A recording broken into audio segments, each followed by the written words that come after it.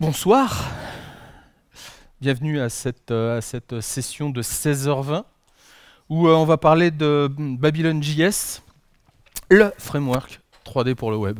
Alors je dis le, vous verrez qu'il y a... Vas-y, toi et ta sucette. Vous verrez qu'il y en a d'autres, il y en a des tas d'autres, des frameworks 3D pour le web. On va commencer par balayer un petit peu ce qui a existé, l'historique. Je t'en prie, sinon tu vas te mettre là-bas au fond, on te cale dans un coin, n'hésite pas. Toi aussi, vas-y, je t'en prie. On verra qu'il y en a des tas d'autres. Je vais commencer par me présenter donc pour les nombreuses personnes qui n'étaient pas là ce matin à ma première session, qui ne me connaissent donc pas. Je m'appelle Michel Rousseau, je suis évangéliste technique, le titre qui claque sur les cartes de visite, et je travaille pour la division DX chez Microsoft France. DX, c'est pour développeur expérience. Est-ce que vous connaissez des gens de chez DX? On a quand même quelques grosses pointures, non? David Catu, non, ça vous dit quelque chose, non? Bon, bref, on en reparlera certainement un peu plus tard. Globalement, la division DX, elle est, son but, c'est d'animer la communauté des développeurs qui sont proches ou pas de nos communautés à nous, c'est-à-dire ceux qui développent sur nos plateformes. En espérant, bien entendu, de vous faire venir sur nos plateformes en vous montrant l'excellence de nos produits, dont notamment Babylon.js. Et moi, ma spécialité, c'est que je suis absolument pas développeur. Alors c'est là où vous vous dites, ah ouais, tiens, ça va être marrant comme session, où je vais essentiellement vous parler d'usage, je vais essentiellement vous parler de qu'est-ce qu'on peut faire avec la 3D temps réel, comment on l'a fait, comment on l'a produit.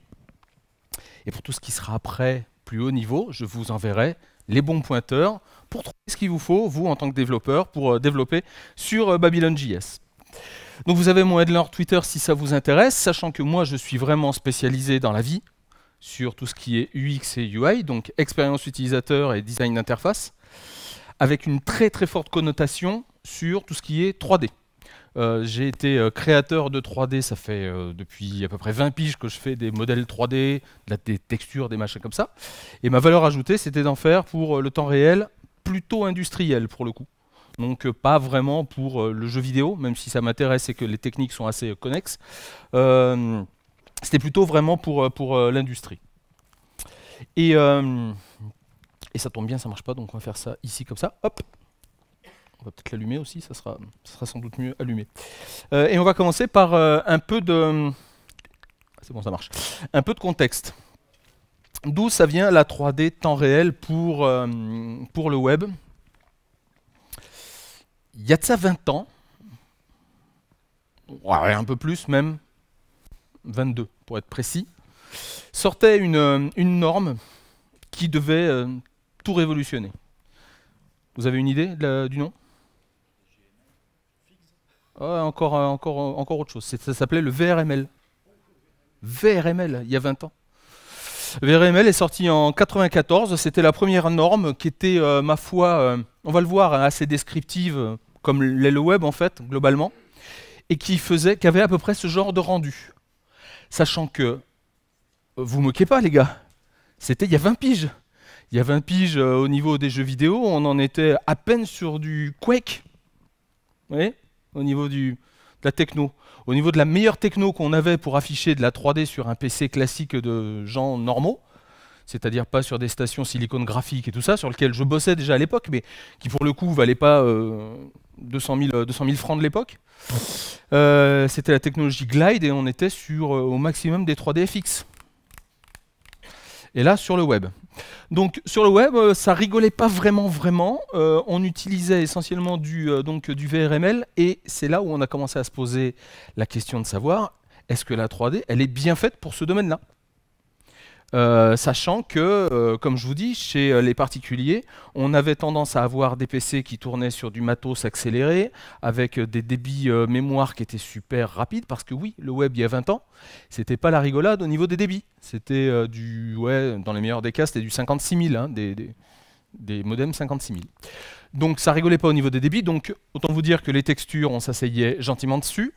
Les modèles 3D, c'était des cubes ou des éléments qui pouvaient facilement être programmatiques, à savoir des ellipses, des ronds, des cercles, des cubes, des choses comme ça. Et donc ça, c'était à peu près ce qu'on avait de mieux en 3D. Sachant que dans l'industrie, c'était pas beaucoup mieux. Hein, quand on arrivait déjà à sortir de la 3D polygonale avec des textures et tout ça, mais généralement c'était quand même sur des grosses machines pour l'industrie. Donc c'est pour ça que les gens se sont dit, le web c'est pas trop fait pour nous, en fait, c'est pas trop pour la 3D. J'ai pris la photo, c'est une vraie résolution de l'époque aussi. Globalement, on avait des écrans tout carrés, tout moches, super profonds, et la résolution, c'était quand même un peu la pitié. Un peu. Globalement, le format VRML ressemblait à ça, vous voyez, VRML 2.0, on n'est même plus en 94, là, on est déjà en 97, on a fait un bond fabuleux dans le temps. Vous voyez, c'est très descriptif, on définit ici une shape, voilà, qui a une sphère avec un radius de 1, avec une texture, waouh, earth.jpg. À peu de choses près, je pense que c'est une Terre. Je dis ça comme ça, mais à mon avis, c'est une planète. Et à côté, il y a sa petite sœur, voyez, Moon. Donc là, on en était à peu près là au niveau du format descriptif. C'est très sympa, ça marche bien. Et tout de suite, les grands auteurs, les grands acteurs du marché, comme là en l'occurrence 3ds Max, avaient déjà des options. On avait déjà ici du VRML 97, ça existe toujours d'ailleurs, ici dans les outils de 3D Studio Max, qui permettent d'avoir déjà un certain nombre d'outils à l'intérieur. On pouvait déjà faire du fog, donc du brouillard de profondeur, utile pour masquer les faces qui devaient s'afficher un peu plus loin, hein, qui n'étaient pas encore chargées. Du LOD, tout le monde sait ce qu'est le LOD? Non, le LOD c'est le Level of Detail. Ça va vous permettre de charger plusieurs modèles les uns par rapport aux autres, compétitifs par rapport à la distance à la caméra. C'est-à-dire que très loin, vous allez charger un modèle avec 4 faces, et puis plus vous allez vous en rapprocher, plus vous allez charger des modèles additionnels qui vont devoir être chargés en même temps. Hein. Surtout que l'asynchronisme, en l'occurrence, ça n'existait pas. Donc ils étaient juste affichés, masqués à la volée au moment donné où la caméra arrivait dans un cône de rendu. Et on avait des audioclips comme ça. Sympa les audioclips. Les audioclips permettaient de jouer déjà du son qui était plus ou moins spatialisé. Plutôt moins que plus d'ailleurs. Et à l'époque, donc, on se posait déjà la question, pour quel usage? Puisque, surtout ce qu'il faut se souvenir, c'est qu'à l'époque, il n'y avait pas de standardisation comme maintenant du web, et surtout, tout le monde faisait un peu sa soupe avec, Microsoft y compris. Donc pour quels usages? Parce qu'on était obligé de passer par des plugins. Et donc on avait des rampées de plugins différentes, les clients n'utilisaient pas les mêmes, c'était pas les mêmes formats, chacun réinventait sa soupe. Bref, ça marchait pas très bien, mais les usages étaient déjà là. Il y avait des gens qui voulaient faire effectivement des galeries d'objets 3D, hein, ça commençait à être un marché, ça intéressait des gens notamment comme Dassault, avec son 3D VIA à l'époque, et pouvoir faire tourner des objets 3D, c'était déjà une première approche qui était intéressante. Mais ça marchait pas. Parce qu'il n'y avait pas assez de patates pour animer effectivement toute une galerie comme ça. En dehors du fait qu'en plus, comme c'était lié à une théorie des plugins, bah, les gens ne téléchargeaient pas le plugin, ils avaient un message d'erreur. Vous voyez le topo. Le deuxième, c'était bien entendu la vente en ligne, mais le principal point qui retarde en fait la production de ces objets en 3D, c'est la production des objets 3D. Créer un objet 3D, ça reste encore aujourd'hui, il y a des moyens d'espérer, on le verra par la suite, mais ça reste compliqué, ça reste cher. Fabriquer un objet en 3D, ça présuppose, un, qu'on l'ait de manière industrielle, deux, qu'on sache descendre le nombre de polygones, parce que généralement, quand on veut en faire une forme dans CATIA, c'est fait pour la faire extruder par des machines à tripant, quadripant et ainsi de suite. Mais c'est pas fait pour la représentation de l'objet en lui-même. D'ailleurs, c'est pour ça que CATIA génère de la 3D que l'on dit volumique, elle crée des volumes, alors que 3ds Max, un logiciel d'image, crée de la 3D surfacique, où il n'y a juste que la surface de l'objet. Donc globalement, ça reste un goulet d'étranglement. Produire la 3D reste cher, il faut embaucher des infographistes, ces feignasses qui font de la 3D pour super cher et qui nous prennent des fortunes. Donc ça va pas marcher non plus pour ça. Qu'est-ce qu'on a vu aussi arriver? Des gens qui voulaient faire des configurateurs de bagnoles. Alors le configurateur de bagnole, ça doit être la pire des choses à faire, puisque ça vend absolument pas un configurateur de bagnole. C'est juste pour dire, on l'a. Hein. Je ne sais pas qui d'entre vous utilise des configurateurs de bagnole, mais je pense qu'il n'y en a aucun qui a acheté le modèle qu'il a pris 2 heures à concevoir. C'est un autre problème. Mais globalement, ça ne marchait pas. Pourquoi? Parce que, et j'ai eu l'affaire moi-même, à l'époque, on voulait taquiner un petit peu les gens de chez Peugeot, qui avaient toute une chaîne de rendu qui passait par du flash, vous savez, hein, on intervertissait un flash à la volée quand on tournait autour de l'objet. Et pour vous dire la vérité, une fois que le modèle 3D était rendu dans Maya ou dans 3D Studio Max, qu'ils avaient à peu près toute la combinatoire possible de la bonne jante, la bonne couleur, le bon modèle, le cuir, le machin et tout, et qu'il fallait tout d'un coup mettre une option en plus, c'était à peu près 6 mois de recompositing de toutes les images. Il fallait compter 6 mois avant de pouvoir avoir le modèle enfin dispo sur le site.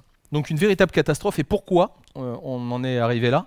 C'est parce que les gens de ces marques automobiles, quand ils vendent un truc, ils veulent que la personne ne puisse pas les attaquer en disant « Non, c'est pas la voiture que j'ai achetée.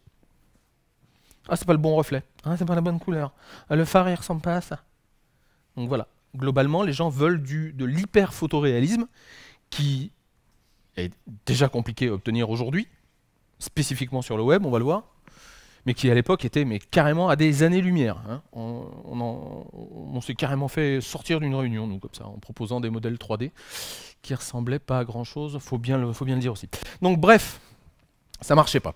La formation à distance, ça faisait, mais alors, fantasmer les gens de chez Airbus, Boeing, tous les grands industriels français, de dire « Ah bah oui, tu peux partir avec ton PC n'importe où dans le monde, ça serait cool, comme ça tu as juste la base de données à prendre, et puis comme ça tu peux visualiser l'avion, savoir où est la panne. » Ouais, sauf que pour avoir un modèle comme ça, c'était effectivement la silicone graphique, où là en l'occurrence ça a été fait avec l'ancêtre de Babylon.js, que j'avais développé avec David Catu, justement, on en reparlait, qui est le développeur principal, qui travaille maintenant chez Microsoft aux USA, dans la division Windows. Et nous, on avait fait un moteur 3D DirectX, pour le coup. Donc, qui avait peut-être un peu moins de patates qu'un moteur OpenGL, en termes de capacité d'affichage brut, mais qui avait un rendu beaucoup plus flatteur. Donc, en l'occurrence, ça, c'était pas possible non plus. L'avantage, c'est que tout ça a été normalisé depuis quelques années maintenant. La norme WebGL, c'est 2011, si je ne dis pas de bêtises, a été implémentée dans, on va dire, tous les navigateurs, même si ce n'est pas vrai. Microsoft n'a pas été super en avance là-dessus. Donc c'est basé sur de l'OpenOS, donc qui est basé sur un OpenGL, dont on a enlevé la moitié des librairies et on en a fait une version compacte globalement, pour faire très simple. WebGL maintenant est encapsulé et suivi donc toujours par le Chronos Group, mais encapsulé par le W3C dans la norme HTML5.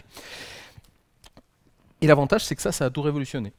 C'est qu'enfin, on avait un nom de Dieu de standard qui pouvait nous permettre de nous affranchir de tous ces plugins à la con qui traînaient en travers.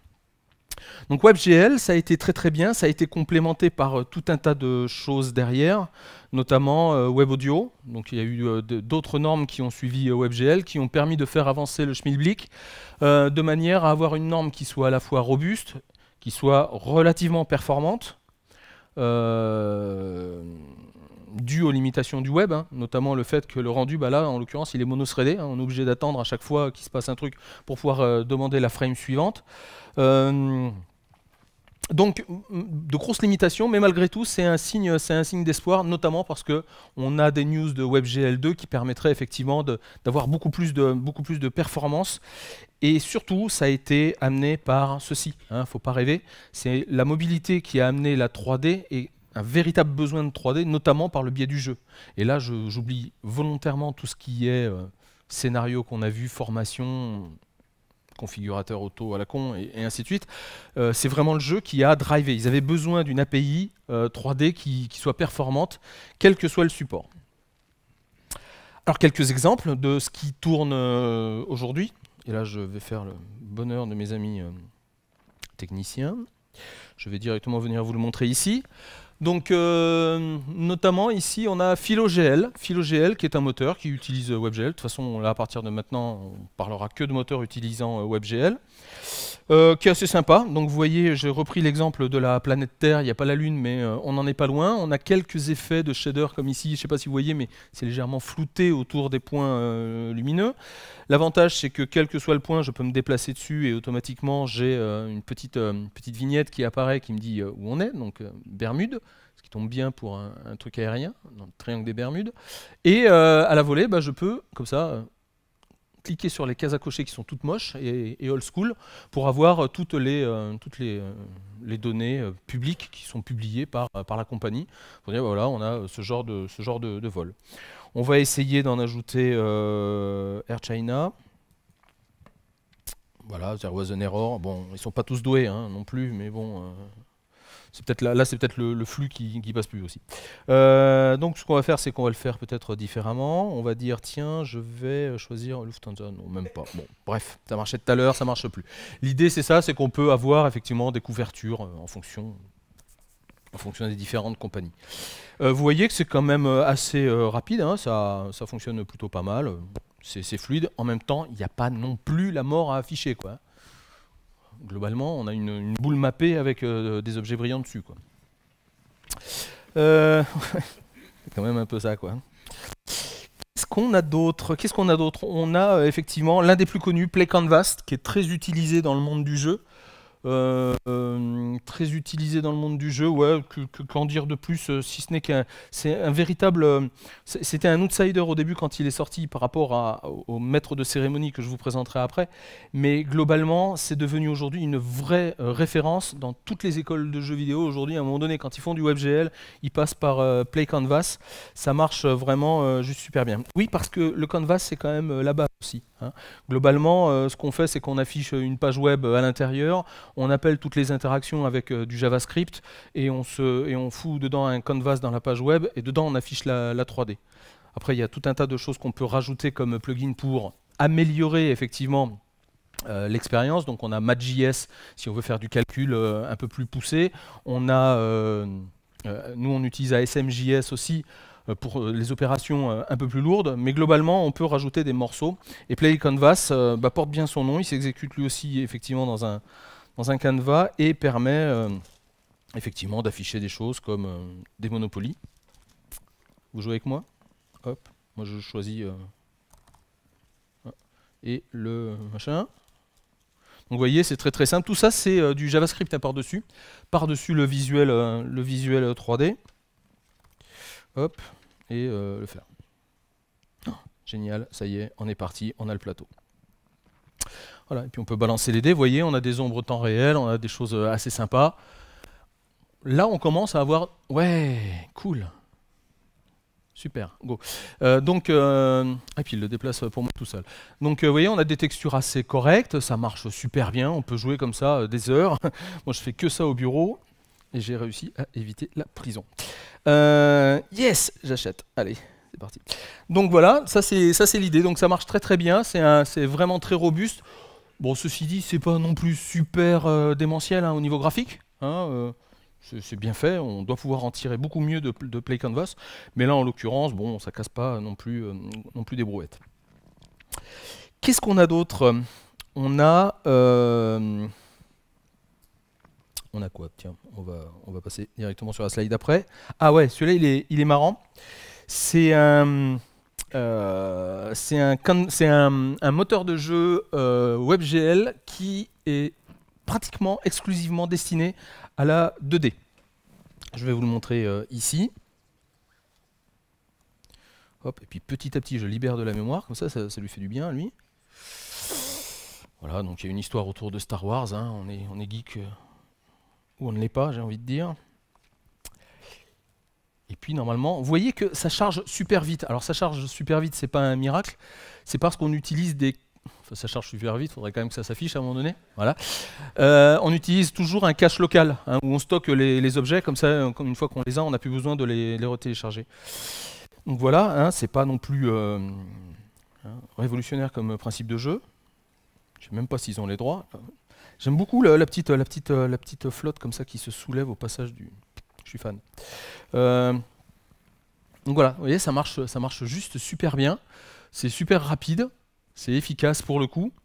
Et c'est bien, moi j'aime bien. J'aime beaucoup celui-là. Ah oui, c'est jouable aussi à la souris et au clavier, ce qui est pas mal pour le coup. Hop, et je vais arrêter de me gourer dans... Ah. Et voilà j'ai envie de vous dire le patron. Le patron, c'est Three.js, qui est la référence. Pourquoi? Parce que ça fait longtemps qu'ils sont là.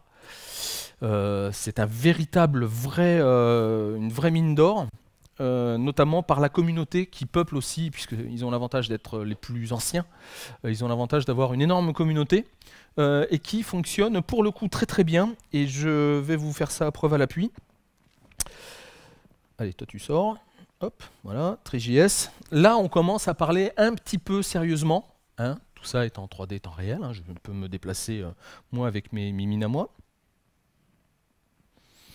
Et là, l'idée du configurateur commence déjà oui, on est déjà moins hésitant. On se dit, tiens, ça commence à être pas mal au niveau du rendu. Bon, il y a encore des petites erreurs. Il y a des petites erreurs, notamment, je ne sais pas si vous faites gaffe, mais ici autour des vitres, vous voyez? Vous voyez ce que ça fait là, cette espèce de... Vous savez ce que c'est ça? Ça s'appelle du Z-Fight. Z-Fight, c'est deux objets qui sont trop proches l'un de l'autre.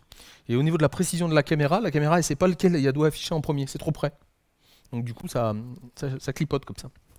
Ça clipote, mais ma foi, on a un rendu qui est super sympa et qui marche très très bien. Et l'avantage, moi, que j'y vois principalement à des API comme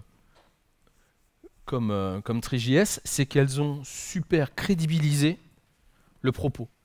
Ces gens-là ont déminé la piste et nous ont dit bah, écoutez, ça marche, ça fonctionne, mangez-en quoi. Donc ça marche vraiment très très bien, on a un rendu qui est pas mal. Ils ont même ici, ceux qui ont fait la maquette, se sont même payé le luxe d'effacer le fauteuil, vous voyez, avec un petit alpha ici, même pas, ça doit être même peut-être un clipping de caméra pour qu'on puisse voir l'arrière. Ça marche plutôt très très bien. Hop, et je sors de la voiture. Ouais, enfin demain quoi. Il veut pas me laisser sortir. Tant pis, tiens, c'est bien fait pour toi, tu dégages. Salaud. Donc voilà. Donc là, on en était à peu près au débroussaillage. Moi, ce que je viens vous présenter, c'est Babylon.js. Babylon.js, c'est quoi donc? C'est un moteur 3D WebGL. Jusqu'à là, tout va bien, on est dans le truc. Qui est open source. Ce qui est intéressant. Parce que tout est dispo sur GitHub, et qui est communautaire, c'est-à-dire que vous pouvez très bien demander à développer une fonction, vous la codez dans le machin, l'envoyer sur GitHub, demander quand même un petit approvol de l'équipe pour être sûr que vous n'ayez pas non plus tout pété au passage, et hop, automatiquement c'est publié. On travaille déjà avec des gens comme ça. Notamment, on a beaucoup travaillé avec Ubisoft quand ils ont développé un petit jeu compagnon pour Assassin's Creed Pirate. Au moment où Assassin's Creed Pirate est sorti, ils voulaient avoir un petit jeu compagnon disponible. On leur a dit, bah écoutez, il y a un super moteur, et ils ont contribué à l'amélioration du bourrin. Donc c'est super intéressant parce que vous pouvez y accéder facilement, et surtout que ça a été développé par une équipe de 4-5 personnes. Que des Microsofties pour le coup, mais en l'occurrence par des vrais passionnés de 3D, sur leur temps libre. Alors ça fait mirette généralement. On a développé ça comme ça, on avait envie de se faire plaisir. Un jour on s'est dit, bah tiens, on va développer un moteur en JavaScript. Ah ouais, gonflé quand même les garçons. Et on va le faire en WebGL et on va tout passer en open source parce qu'on est chez Microsoft et qu'on aime un peu le challenge. Et du coup, bah, ça a été super bien pris. Ouais, hein, vous aussi ça vous fait rire. Hein. Vous rigolerez moins quand vous le testerez. Hein. Ça a été super bien pris, ça a été une très bonne initiative, et surtout en interne. Là où on pensait avoir des réticences assez fortes en interne, au contraire. Au contraire, c'est vraiment quelque chose qui est poussé, et c'est un peu dans cet esprit que je viens vous voir. Alors pourquoi open source? Parce que nous, ça nous obligeait à un exercice de de politique interne avec Microsoft pour aller vendre le projet open source dedans. Pourquoi WebGL? Parce qu'aujourd'hui c'est la norme, on n'allait pas s'amuser à réinventer, même si on utilise des accélérations et des wrappers qui permettent d'accélérer un peu plus vite que WebGL natif. Notamment on peut passer par des wrappers DirectX pour accélérer un petit peu encore plus sur PC. Mais en l'occurrence c'était aussi pour être complètement portable quelle que soit la plateforme. Comment on crée du contenu? Vous vous souvenez tout à l'heure, je vous parlais du goulet d'étranglement de ce contenu. Donc par du code, vous pouvez effectivement tout vous frapper à la main via un langage descriptif, au risque de retomber dans les errements des premiers temps avec des cubes et des sphères. On peut créer des shaders directement, il y a une shader forge, je vous montrerai ça tout à l'heure, mais HLSL de mémoire, pour la shader forge. Vous pouvez développer aussi vos objets via une sandbox. Vous avez toute une sandbox qui vous permet de créer vos objets rapidement. Et puis après, via des gros outils du marché. Alors bien sûr, la première réponse, quand on est parti open source, on s'est dit, le premier exportateur et outil d'autoring 3D que l'on va ajouter, ça va être Blender 3D parce qu'il est gratuit. Le deuxième, Unity 3D, c'est parce que c'est le plus connu. Et c'est celui qui est le plus utilisé dans l'industrie du jeu vidéo aujourd'hui, en outil d'autoring. Et puis on s'est dit, le troisième, c'est celui qui fera plaisir à l'infographiste local, c'est-à-dire moi, qui est 3ds Max. 3ds Max, pourquoi? Parce que c'est un standard du marché de la création d'objets 3D. Il y en a d'autres qui se sont ajoutés dans la foulée. Il y a eu Clara.io. Et Unity 3D, on ne le savait pas encore, mais ça va devenir un énorme truc Unity 3D. C'en est déjà un, j'ai envie de dire, mais ça va devenir encore plus gros grâce à HoloLens. Vous avez testé HoloLens sur les stands là? Bon, le moteur 3D pour l'instant qui sert au développement des applications, même si ce n'est pas le seul et l'unique, mais celui que l'on pousse pour l'instant pour la création d'assets 3D, c'est Unity 3D. Donc ça veut dire qu'aujourd'hui, vous pouvez très bien créer vos assets comme ça pour faire du Babylon.js, prendre vos assets, directement les balancer sous forme d'hologramme dans HoloLens. Ah bah tiens, vous voyez, normalement j'ai rendez-vous avec l'équipe Babylon.js Weekly Meeting. Et ben tant pis, ça sera sans moi. Donc une seule adresse, si vous voulez savoir tout ça, babylonjs.com. Babylonjs.com, c'est assez facile, vous l'avez là. Vous avez effectivement un ensemble déjà de scènes de démos, dont quelques-unes faites par votre serviteur, quelques-unes pour expliquer typiquement la techno. Et puis surtout en haut, tout ce que je vous expliquais, le GitHub, tout ce qui est contribution third party, toute la doc, tout le forum, là où vous pourrez tomber directement sur nous et nous seuls. Le user voice, parce que ça aussi, ça fait partie d'un aspect que l'on pousse vraiment, c'est de dire qu'est-ce que vous avez envie d'en faire. Et donc là-dedans, vous pouvez pusher des requêtes pour, que l'on analysera. Et sur lesquelles on travaillera avec vous, justement, pour ajouter des fonctionnalités qui vous sembleraient manquantes et quelque chose de flagrant, quoi. Et c'est là que je vous fais une petite démo de production pour vous montrer à quel point c'est super simple. Effectivement, c'est vraiment super simple. Pour ça, je tire l'outil, l'arme de guerre, l'arme nucléaire. Je vous présente 3D Studio Max. Qui connaît 3D Studio Max dans la salle? Qui en a déjà fait vraiment? Voilà, ok. Les vrais se reconnaîtront. Bravo messieurs. Dames d'ailleurs, je ne sais même pas s'il n'y avait pas une... Donc globalement, je vais vous montrer le process et comment c'est facile. L'idée, c'est que c'est basé sur deux choses. Un, ce que c'est faire le logiciel 3D par défaut et pourquoi il est fait. 3D Studio Max, c'est fait pour faire de l'image fixe ou des films, mais c'est rarement fait pour faire de la 3D temps réel, comme ça nativement du moins. Donc pour ça, je vais créer des formes assez simples que vous pourrez reconnaître aisément. Donc là, je pars sur hop, un petit décor. Je multiplie, super. Je suis super fort pour faire des cubes. Cubes et des rectangles, c'est mon truc. Voilà, donc là j'ai planté mon décor, vous voyez, c'est super bien. Tout ça, je vais en faire un seul objet, donc je l'écrase, hop, et je lui donne un shader, un matériau.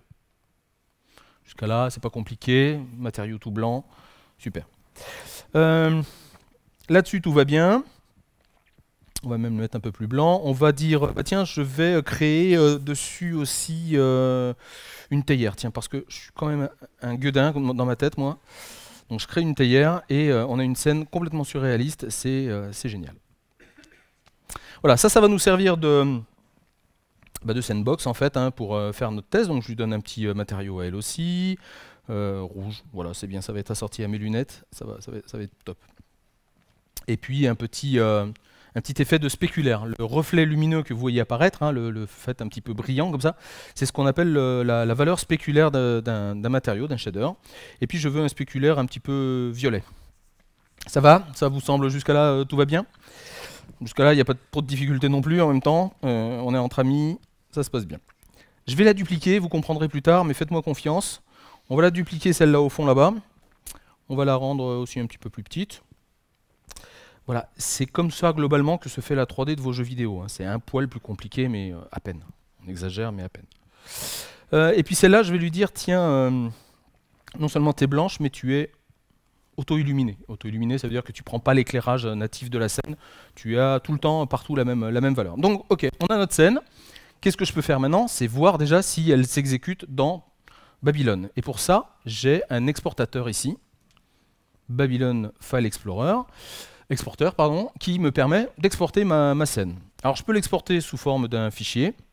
Je vais dire que je la veux sur mon bureau par exemple, et je l'appelle A comme un graphiste. Copie texture, et puis je ne sauvegarde pas mon format de fichier parce que j'aime le risque. Et là, qu'est-ce qui va se passer? Pas grand chose, parce qu'en fait il me manque un élément. En fait il m'en manque deux pour être tout à fait vrai, mais d'après vous, qu'est-ce qui manque? La caméra lumière. Bravo, bien joué, bon réflexe. Bien vu. Donc on va rajouter une caméra. Vous noterez que par défaut 3ds Max dispose d'une lumière d'ailleurs. Et j'aurais essayé d'exporter. Oui, parce que Babylon va vous permettre effectivement d'ajouter automatiquement une lumière. Yes, vous avez votre première 3D. Vous voyez, en l'espace de 3 minutes, on a créé une 3D, on l'a exportée, c'est du vrai, c'est de la vraie 3D. Hein. Je peux me déplacer autour et ça fonctionne. Bon, pour l'instant, c'est pas très beau, vous en conviendrez. Donc, on va s'amuser un petit peu. On va dire, je vais créer un éclairage basique là-dessus. Alors, c'est parti. On crée deux lampes. Je vais vous montrer des trucs, ça va vous faire halluciner, quoi. J'espère que vous êtes prêts parce que si vous connaissez pas les process de création des jeux vidéo, je vais vous montrer des astuces utilisées en production. Donc, ici, on crée des lumières. On en crée une autre face à la caméra. Super, on va dire que l'une des lumières, je la veux légèrement en bleu. Hein. Qui fait des ombres bleues au cinéma? Est-ce que vous savez ça? Le premier à avoir fait des ombres bleues au cinéma dans les images de synthèse? C'est Pixar, les amis. Pixar et ses ombres bleues, vous regarderez un nouveau Toy Story et vous verrez ce que je vous raconte. Donc on va faire ici un petit peu des ombres. Vous voyez, on commence déjà à avoir un aspect graphique un petit peu sympa. L'idée, c'est que je veux retrouver ça après dans ma 3D temps réel. Et puis ici, on va mettre une lumière face à la caméra, globalement un peu jaune, avec des ombres aussi. Je vais retrouver peu ou prou ce genre de rendu. Sauf que si j'exporte ça comme ça, j'ai un paquet de choses qui ne vont pas fonctionner. J'ai un paquet de choses qui ne vont pas fonctionner. Pourquoi? Parce que l'univers de la scène n'a pas tout à fait les mêmes unités que l'univers 3D temps réel. Donc tout ça, ça ne marche pas tout à fait proprement. Et je vais commencer déjà à faire un peu le ménage, parce que Chrome étant ce qu'il est, il consomme un poil de mémoire. Et je vais dire, je vais transformer ces éclairages, texture. Allez, devant vos yeux ébahis, je fais ça. Donc globalement, pour transformer un objet 3D en une texture, il faut commencer par l'aplatir, puisque la texture, c'est à plat, hein, c'est un objet bitmap. Et là, j'ai un objet 3D. Donc ce qu'on fait, c'est qu'on aplatit les faces. Donc on a un outil comme ça qui s'appelle l'UV Editor. Je sélectionne toutes mes faces. Vous n'êtes pas obligé de tout noter, hein, sinon vous allez vous y perdre au bout d'un moment, quoi. Et j'aplatis. Vous voyez, mon objet, il est tout aplati, tout plat. Donc ça, c'est ce qui va correspondre à ces coordonnées de texture qui vont me permettre de calculer ce qu'on appelle un baking. Baking, c'est faire cuire la texture, globalement. Je suis désolé, c'est comme ça, c'est un terme technique. Je fais cuire ma texture. Donc qu'est-ce que je dis? Je dis que ça va être une texture complète. Je veux avoir tout. Je veux une résolution un petit peu intéressante, du 1024 par 1024. Quitte à la faire passer par le web plus tard, c'est pas grave. On va utiliser un format natif du web, hein, si possible. Le TGA, c'est quand même pas le top. On va utiliser un bon vieux JPEG qui colle. Et puis, on va exporter ça directement. Je fais mon rendu. Donc là, j'utilise le moteur de rendu de 3D Studio Max, qui me fait le rendu de mon objet éclairé. Et là, vous dites, mais où il va en venir, quoi? C'est compliqué ce qu'il me raconte. Donc, je le sauvegarde ici. Et ça, je vais m'en servir Je vois pas pourquoi je l'ai sauvegardé en fait, mais c'est pas grave. Ça, je vais m'en resservir. Pourquoi? Pour éviter que le moteur 3D se calcule l'éclairage lui-même à la volée, hein, pour que ça soit dans une texture. Suivez un peu quoi, mince. Pas parce qu'il est 4 heures que... Donc ici, je vais aller chercher ma texture qui doit être sur mon bureau. Je l'applique à mon objet. Et je lui dis, bah tiens, tant que tu y es, tu supportes plus l'éclairage du reste de la scène. Hop, nickel. Vous voyez que j'ai à peu de choses près le même rendu que j'avais en temps réel. Et puis puisque c'est comme ça, pour sa fête, là, je lui supprime la lumière ici. L'autre, je vais la garder quand même parce que j'ai besoin de cet effet de spéculaire. Donc je vais la garder, mais je vais lui supprimer les ombres. Et à partir de là, je peux exporter. Pareil, même endroit, même peine, même punition. Et j'ai déjà quelque chose d'un peu plus sympa, vous voyez, avec des ombres temps réel, des choses comme ça. Donc ça, c'est des techniques qui sont propres aux jeux vidéo, qui permettent de précalculer tous les éclairages et de les embarquer dans des textures. Et généralement, en plus, on ajoute ces textures avec les textures de briques, de feuilles, ce que vous voulez. On les ajoute directement. Bon, là, vous avez vu le début. On a créé la scène. C'est cool, vous avez vu comment c'est simple. Le truc que je vais faire ensuite, c'est que je vais créer de l'interaction. Parce que vous vous dites, il est gentil, mais comment on crée de l'interaction? La scène, elle va rarement rester dans cet état-là. L'avantage, c'est qu'à l'intérieur de Babylon.js et dans 3D Studio Max, vous avez tout un petit moteur d'interaction qui est intégré et qui génère du JavaScript. En l'occurrence, je vais dire sur cet objet-là, j'ai besoin que tu sois interactif. Et ça, 3D Studio Max, par défaut, il ne sait pas le faire.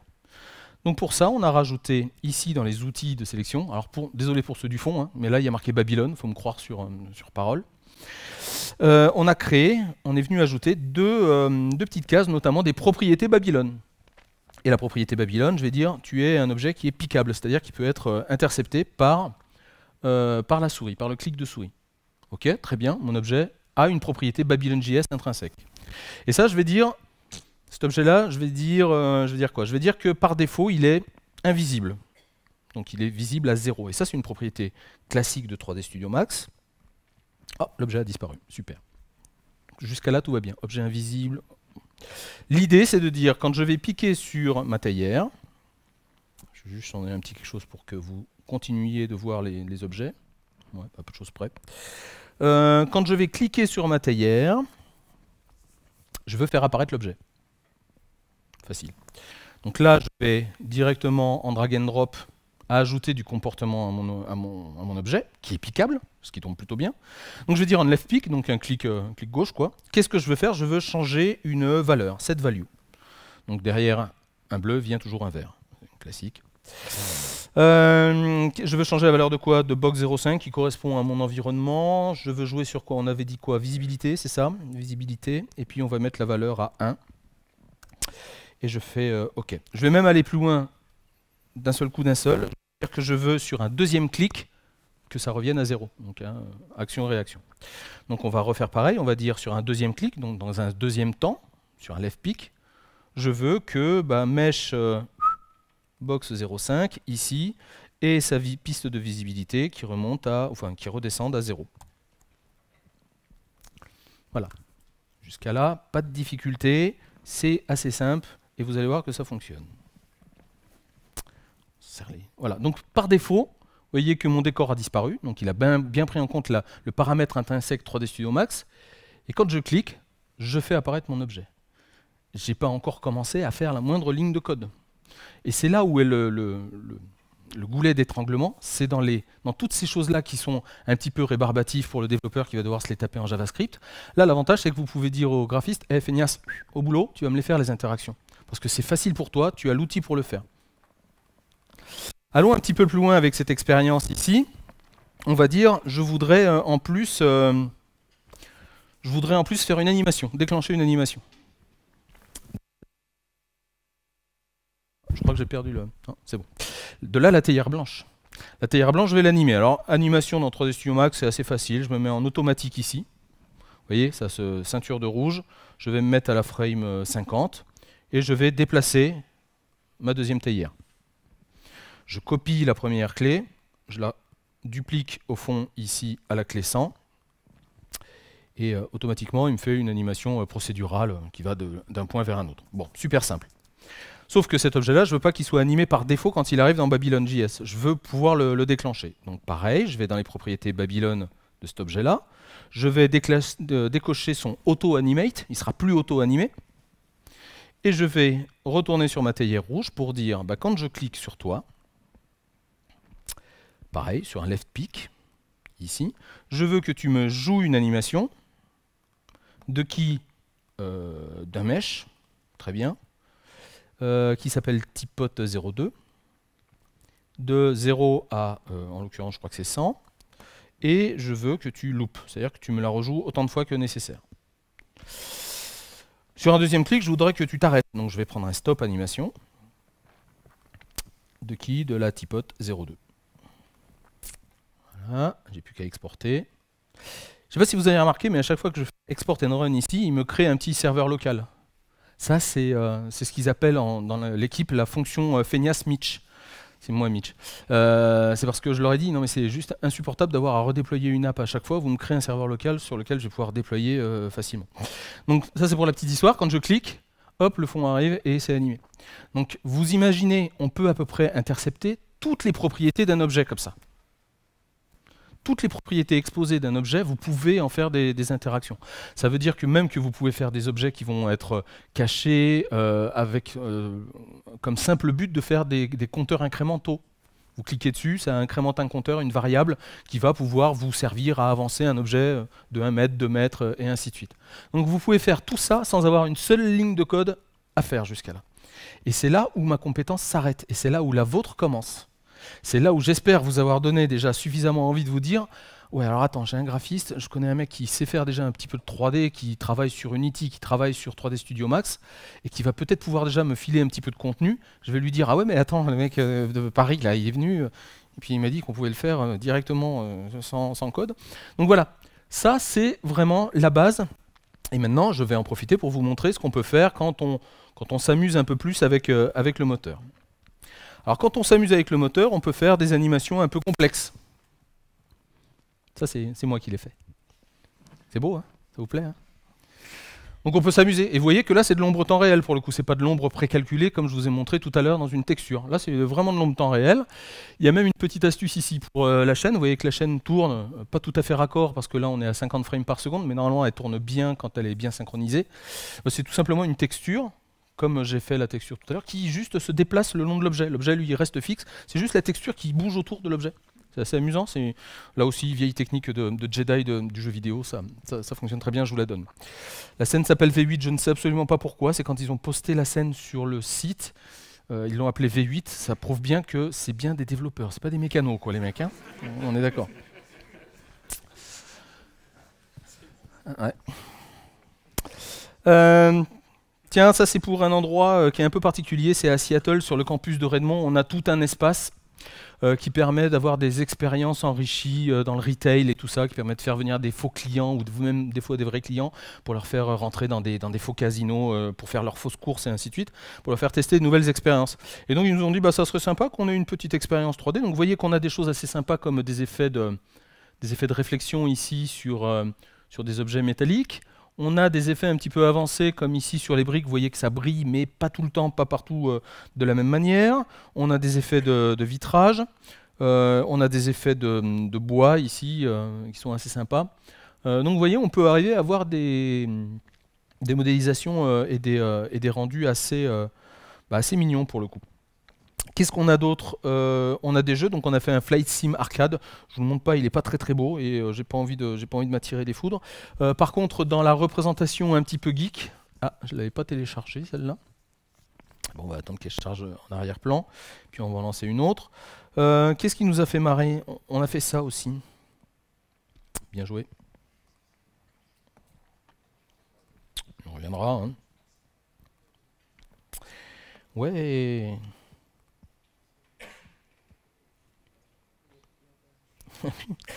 Alors c'est moche, effectivement, s'il n'y a plus internet, c'est revenu je crois.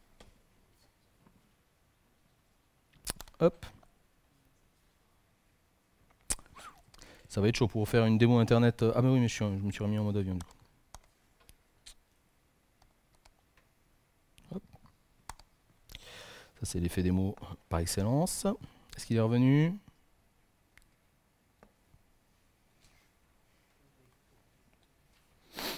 J'ai confiance.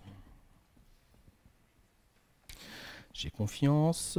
Voilà, connecté ouvert, on va pouvoir relancer. Ah! Donc là, du coup, ça charge. Je ne l'avais pas lancé celle-là, donc vous voyez, principe classique, hein. On rapatrie la plupart de la donnée. L'avantage c'est que là ça tourne sur un PC, donc une fois que toute la donnée est chargée, on fait tout passer pratiquement par du DirectX. Donc comme ça va encore un peu plus vite. Donc voilà, là on est en train de streamer les objets, on a un moteur de streaming qui permet de faire ça. Vous avez même la possibilité d'avoir un moteur physique ajouté à tout ceci. Voilà, le dernier item, je ne sais pas ce que j'ai branlé, mais il doit être un petit peu costaud, donc il a un peu de mal à le charger. Et je vais essayer de recharger l'autre pendant ce temps-là. J'ai confiance. Ça va vous sinon? Ça se passe bien? Voilà.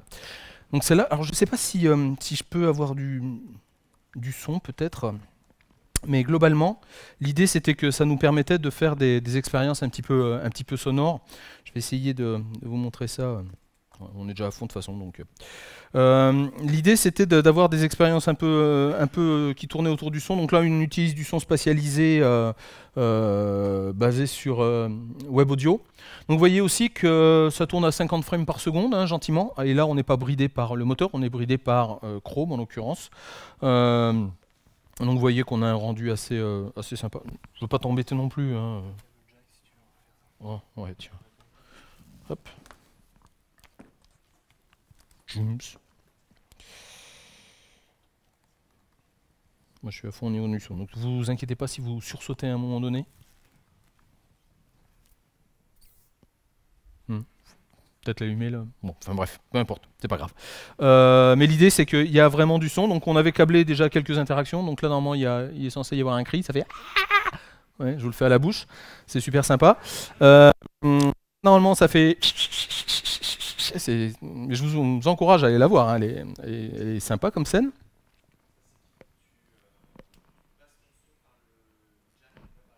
Ouais, on va pas s'embêter pour si peu, hein, t'inquiète pas. Et donc on s'était amusé à créer effectivement, je sais pas si vous voyez bien, mais ici il y a des tombes, donc on avait enterré, c'est passé ça en plénière build quand même. On avait pris un peu des risques quand même, on avait fait crever Clippy quand même. Vous connaissez Clippy, non? On avait fait crever Clippy. C'est passé moyen, je dois bien vous le dire. Passé moyen. Non, pas le chien. Par contre, on a fait crever le chat de Schrödinger, hein, on en a profité. Et puis on a fait crever Hamlet. To be or not to be, bien entendu. Et puis le truc marrant, c'était que effectivement, on pouvait cliquer ici et puis ça faisait mourir IE au profit de Edge à l'époque, parce que c'était pour le lancement de Edge. Donc, vous voyez, on est une équipe totalement décomplexée. Donc on s'amuse bien. Donc voilà à peu près le niveau de qualité graphique qu'on attend. On a aussi ce genre de truc pour les plus geeks d'entre vous, où là il y avait un gros dépoussiérage à faire sur un modèle qui ne m'appartient pas pour le coup, mais j'ai aidé l'équipe à dépoussiérer et à optimiser le rendu, sachant qu'on a quand même pas mal de niveaux de détail, y compris jusqu'à certaines textures qui restent lisibles et ainsi de suite. Donc là il y a un peu de tyran, hein, au niveau du... hop, je vais essayer de ne pas rentrer dans le sol. Là où on a vraiment super amélioré par rapport au truc d'origine, c'est l'intérieur du café, qui est modélisé aussi. Hein. Les mecs ils se sont dit, bah, tant qu'à faire, on va se modéliser aussi l'intérieur du café, donc c'est sympa. Vous vous souvenez, c'est là où il fait un croche-pied à Buff. Beef Tannen. On a des expériences. Alors là, il faut le son, mais c'est sur la Dolby. Donc si vous voulez tester la Dolby, vaut mieux le tester sur IE de mémoire. Ça marche mieux. Qu'est-ce qu'on a là? On a la capacité aussi de créer des conditions dans le moteur d'interaction. Ça marche. Dans le moteur d'interaction, on peut créer des conditions, ce qui fait que je peux dire si tu cliques là, ça allume la petite lampe, super. Si tu cliques là, ça allume aussi la petite lampe ici, super. Mais si tu appuies sur les trois en même temps, et à la condition que les trois soient allumés, ça nettoie le fond d'écran, ça allume Babylon.js et c'est à peu près tout ce que ça fait. Mais c'est super sympa. Donc là, c'était juste pour montrer qu'en plus, même dans le moteur 3D Studio Max, dans l'outil 3D Studio Max, vous pouvez déjà câbler des conditions. Et qu'est-ce qu'on a d'autre? la plus récente ouais, vous avez peut-être entendu parler de Remix 3D, qui va être notre passerelle pour importer des objets 3D directement dans HoloLens, avec la Creators Update qui arrive au printemps. Donc là, toute la galerie est faite en Babylon.js, mais peut-être vous avez entendu parler de ça plus récemment si vous êtes des gamers. Vous pouvez customiser votre manette, votre contrôleur. Et ça, là, la 3D qui tourne ici, bah, c'est du Babylon.js. Donc en l'occurrence, moi j'aime bien ici quand c'est rouge. Là, j'ai envie que ce soit blanc. Blanc. Bleu, alors. Blanc, bref. Ça marche bien leur truc. L'action est super bien câblée. Voilà, et là, vous pouvez vous commander après votre manette. Donc tout ça, c'est du Babylon.js et ça fonctionne super bien. Et c'est ça qui est amusant, c'est que on est parti d'une petite équipe qui travaillait soir et week-end sur son petit projet à lui. Et au final, Microsoft y voit un intérêt parce que c'est facile à mettre en prod, ça marche pour le coup plutôt bien, et ça a permis de répondre à des problématiques. Par exemple, ils se sont rendus compte quand ils ont viré Flash de Edge que c'était emmerdant pour tout ce qui était la gestion des avatars Xbox, parce que du coup ça rapporte quand même un petit peu des pépettes, les gens qui achètent des casques de Gears of War pour leur avatar Xbox. Et ils se sont dit, ah ben mince, du coup on n'a plus de 3D, puisqu'on n'a plus Flash et tout ça, donc du coup il va falloir la faire, et ils ont utilisé donc Babylon.js pour faire ça. Je ne vais pas vous embêter plus longtemps. Juste voilà, pour quelques exemples. Vous avez toute une liste de spécifications, ça c'est les specs de tout ce qui est capable de faire Babylon.js. Donc vous avez de quoi vous amuser, c'est sur le site. Allez voir tout ça. Ça génère aussi du format, ça gère le format FBX et ainsi de suite, tous les grands formats aujourd'hui qui sont faits par les grands acteurs du marché. Est-ce que vous avez des questions? Yes, premier rang. L'interaction avec le JavaScript généré. Ouais. Est-ce que c'est facile d'utilisation Oui. Alors, est-ce que c'est... Ils sont, tout est dans la doc, donc la question c'est est-ce que c'est facile avec le JavaScript qui est généré, sachant qu'il y a peu de JavaScript qui est généré comme ça à la volée, à part celui de l'Action Builder, hein, qui est juste un ensemble, mais oui, c'est assez facile. Le reste c'est du JSON, donc au niveau du format descriptif du fichier. Donc tout ça est assez facilement interprétable derrière, il n'y a aucun souci. Là aussi, hein, vous savez peut-être qu'Unity fait un format JSON WebGL. Le seul problème, c'est que quand vous embarquez du JSON d'Unity, il contient carrément tout Unity, quoi, le machin. Donc c'est un JSON qui est absolument insupportable pour l'instant, parce que ça va s'améliorer, j'imagine, bientôt. Donc l'avantage, c'est que c'est un format qui est aussi super léger, Babylon.js. Hein, on s'embarque vraiment que ce qui est strictement nécessaire. Une deuxième question, donc on y est, bah ouais. Justement, du coup, vu que Microsoft peut générer du coup du JavaScript, est-ce que c'est possible, par exemple, éventuellement dans un futur proche, plus ou moins proche, de générer du TypeScript qui est aussi de... Je crois que c'est en cours d'étude, effectivement. Il faut qu'on arrête, hein, c'est ça. C'est à l'étude, et c'est dans le pipe de développement, à mon avis. Voilà. Il ne me reste plus qu'à vous dire merci d'avoir assisté à cette session. J'espère que ça vous a plu. À bientôt sur Babylon.js.